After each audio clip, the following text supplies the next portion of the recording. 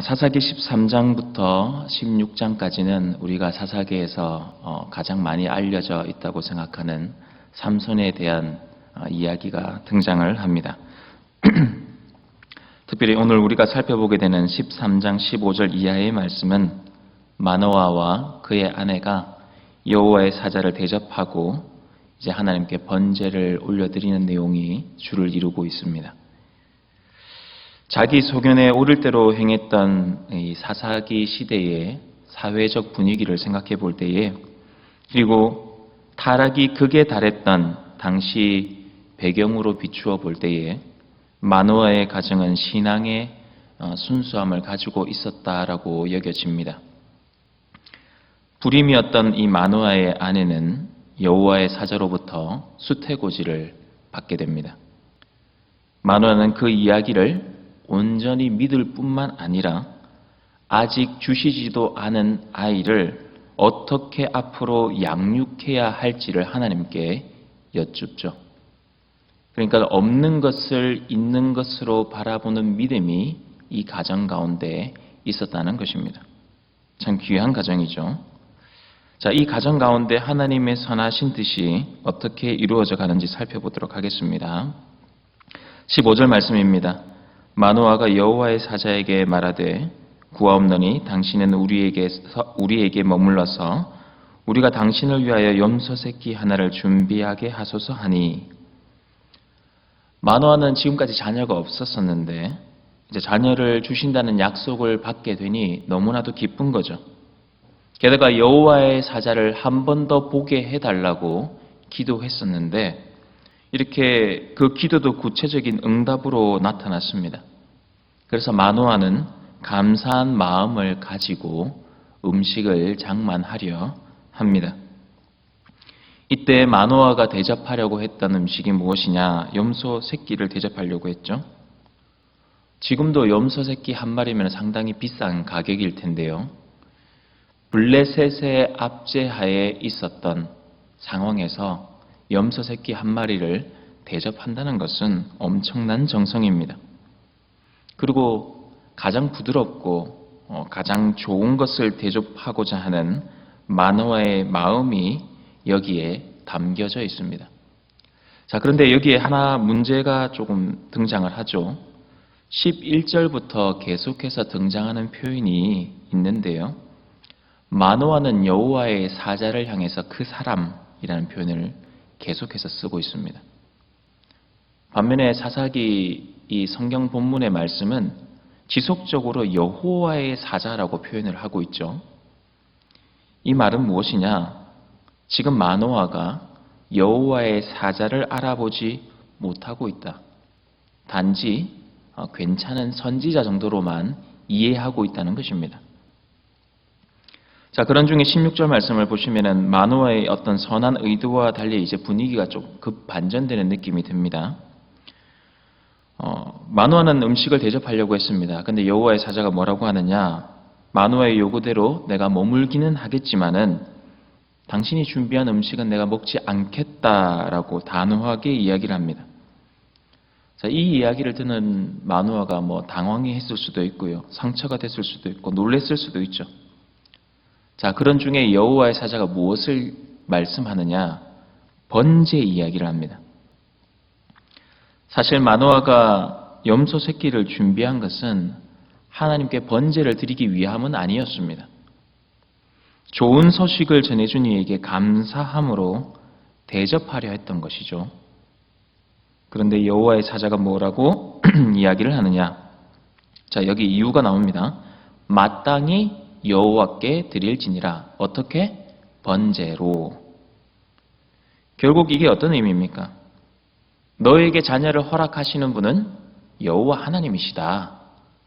때문에 이 모든 영광을 온전히 하나님께만 돌려야 한다. 진짜 감사의 대상은 여호와 하나님이시다. 이것을 알려주시는 거죠. 만약에 마노아가 지금 여호와의 사자인 줄을 알고 대접을 했다면 여호와의 사자는 그것을 잡수셨을 거예요. 하지만 마노아는 16절 후반절 말씀처럼 그가 여호와의 사자인 줄을 모르고 있었습니다. 때문에 이런 상태에서 대접을 한다는 것은 하나님께 드리는 것이 아니라 인간에게 그 영광을 돌려버리는 것이 되는 것이죠. 그럼에도 불구하고 마노아는 이제 단지 그 사람이 하나님의 영광을 가로채지 않으려고 하는 어떤 신실한 주의 종으로 생각했던 것 같습니다. 그래서 그 사람의 이름만이라도 알고자 하죠. 17절 말씀입니다. 마노아가 또 여호와의 사자에게 말하되 당신의 이름이 무엇이니까 당신의 말씀이 이루어질 때에 우리가 당신을 존귀히 여기리이다 하니 히브리 문화권에서 이름은 단지 불려지는 어떤 호칭의 의미뿐만 아니라 그 대상의 어떤 본질과 속성을 포함하는 존재 전체를 함축한 표현을 가지고 있습니다. 그래서 18절 말씀을 보시면은 여호와의 사자가 그에게 이르되 어찌하여 내 이름을 묻느냐 내 이름은 기묘자라 하니라. 여호와의 사자의 이름이 기묘라고 이제 표현을 하죠. 이 기묘라는 표현의 의미는 놀라운, 이해할 수 없는 비밀이란 뜻을 가지고 있습니다. 그러니까 그의 존재 자체가 인간의 지식이나 이해를 초월하는 어떤 경이로움으로 가득 차 있다는 것입니다. 그래서 그 말씀 그대로 마노아는 여호와의 사자가 이적을 일으키고 불꽃 가운데서 하늘로 올라가는 거기 전까지는 여호와의 사자의 정체에 대해서 전혀 알지 못하고 있었습니다. 자, 19절 말씀입니다. 이에 마노아가 염소 새끼와 소재물을 가져다가 바위 위에서 여호와께 드리매 이적이 일어난지라 마노아와 그의 아내가 본즉. 여기서 염소 새끼 하나를 번제로 드리는 것은 속죄의 의미가 있고요. 소재물은 곡식으로 드려지는 제사이기 때문에 화목제 성격을 지니고 있습니다. 자, 그런 중에 이적이 일어나죠. 20절입니다. 불꽃이 제단에서부터 하늘로 올라가는 동시에 여호와의 사자가 제단 불꽃에 휩싸여 올라간지라 마노아와 그의 아내가 그것을 보고 그들의 얼굴을 땅에 대고 엎드리니라. 불꽃이 제단에서부터 하늘로 올라갔다라는 이 표현은 하나님께서 마노아 부부의 제사를 연락하셨다라는 의미입니다. 자, 이와 동시에 사람인 줄 알았던 이 여호와의 사자가 놀라운 방식으로 어떻게 해요?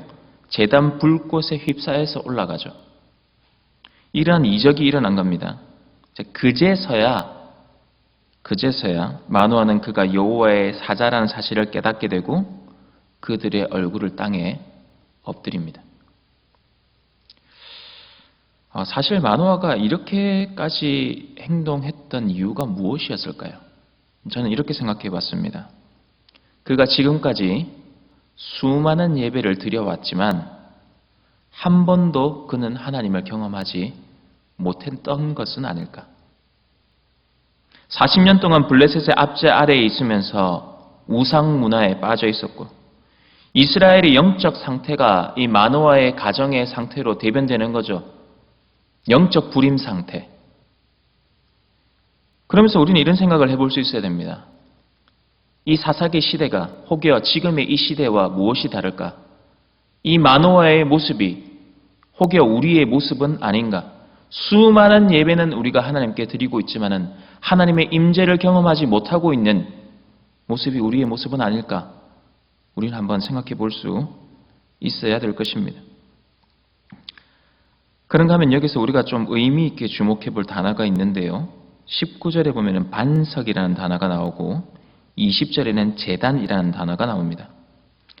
19절에 마노아가 염소와 소재물을 올려놓은 것은 일상에서 흔히 볼 수 있는 반석이었습니다. 돌이죠. 돌 위에 올려놓은 겁니다.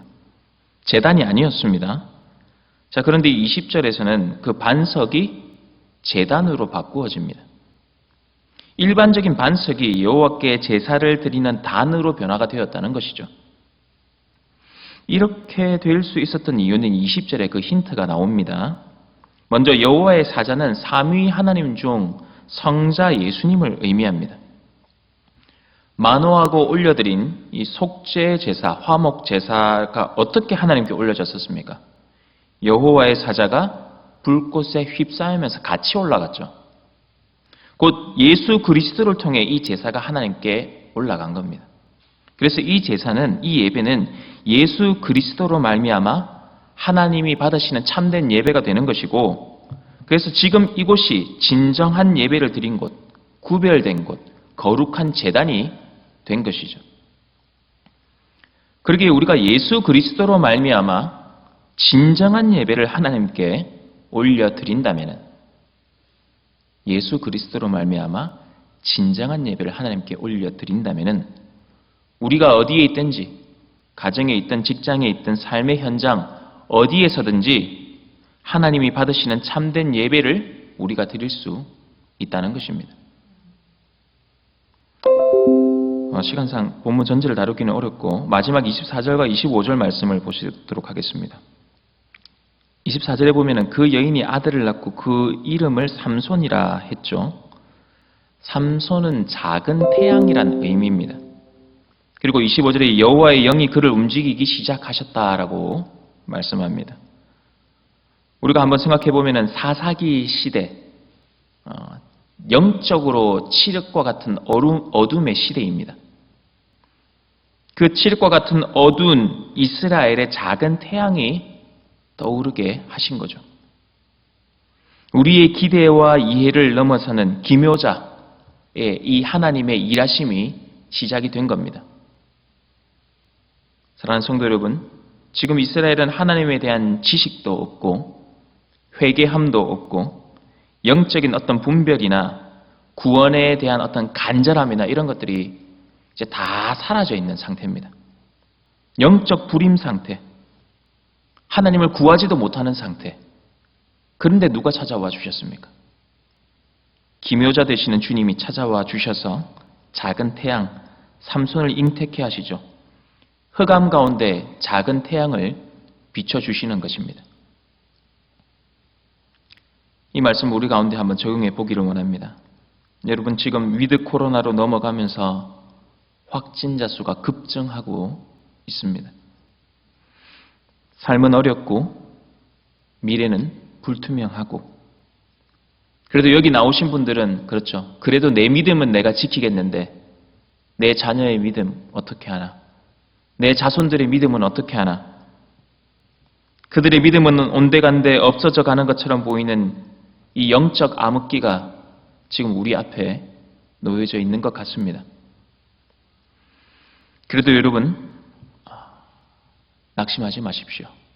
우리에게 소망이 있습니다. 흑암 중에도 아무것도 보이지 않는 그 막막한 속에서도 빛 대신 주님이 우리를 찾아와 주십니다. 그 주님이 우리와 함께 하시기 때문에 우리는 낙심하지 않을 수 있고 절망하지 않을 수 있습니다. 하나님 안에서 실패란 없습니다. 우리 기묘자 되신 주님께서 찾아오셔서 가장 먼저 하신 것은 예배의 감격을 회복해 하시는 일이었습니다. 그러기에 반석이 제단이 된 것처럼 우리의 가정이 하나님을 예배하는 거룩한 제단이 될 수 있기를 축복합니다. 내 직장, 내 삶의 현장이 하나님을 예배하는 거룩한 제단이 될 수 있기를 주님 이름으로 축복합니다. 우리가 하나님이 왜 이렇게 하셨는가 우리가 다 이해할 수 없고 우리가 알 수 없으나, 그럼에도 기묘자이신 하나님께서는 이 흑암 가운데 작은 태양을 우리에게 준비하셨다는 것을 믿으며 이 악하고 패역한 세대 가운데 하나님의 선하시고 기뻐하신 뜻을 온전히 분별해서 온전하고 순전한 믿음으로 나아가실 수 있는 저와 여러분들 다 되시기를 다시 한번 주의 이름으로 축복합니다.